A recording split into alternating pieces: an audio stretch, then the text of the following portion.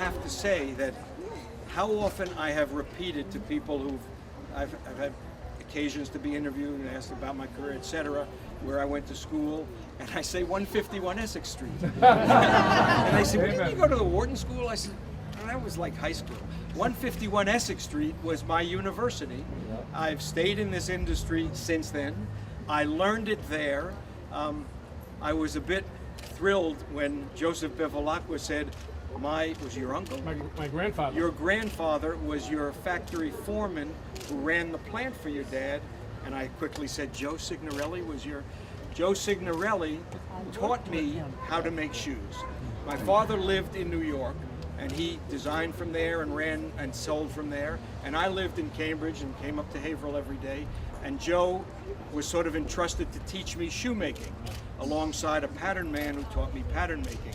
And when I say it was my university, if I had not had that training, I'd probably just be another person out there trying to make nice shoes that maybe didn't fit so well, which most shoes don't.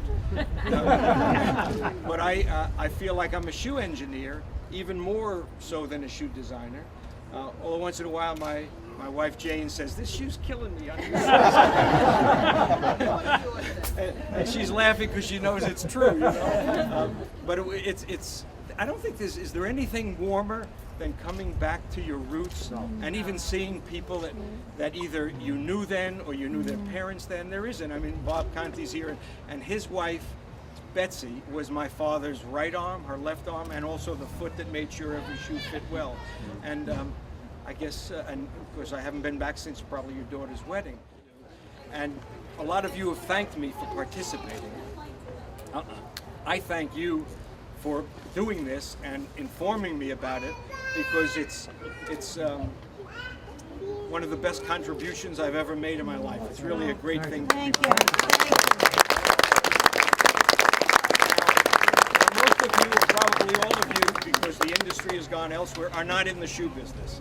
But a good part of you had family and friends who were. And maybe you remember how grueling and how trying, and there are no hours. When deadlines are deadlines, they're met. We almost feel like, like doctors. We have to do what we have to do when we have to do it. And thank goodness I found this lovely girl from Atlanta, Georgia, who put up with all of that for these 40-some-odd years. Or maybe I would have had to abandon the shoe industry. But it's really, it's great to be here. I'm so glad that you've done this. I hope it keeps going and helps your city come back a little bit.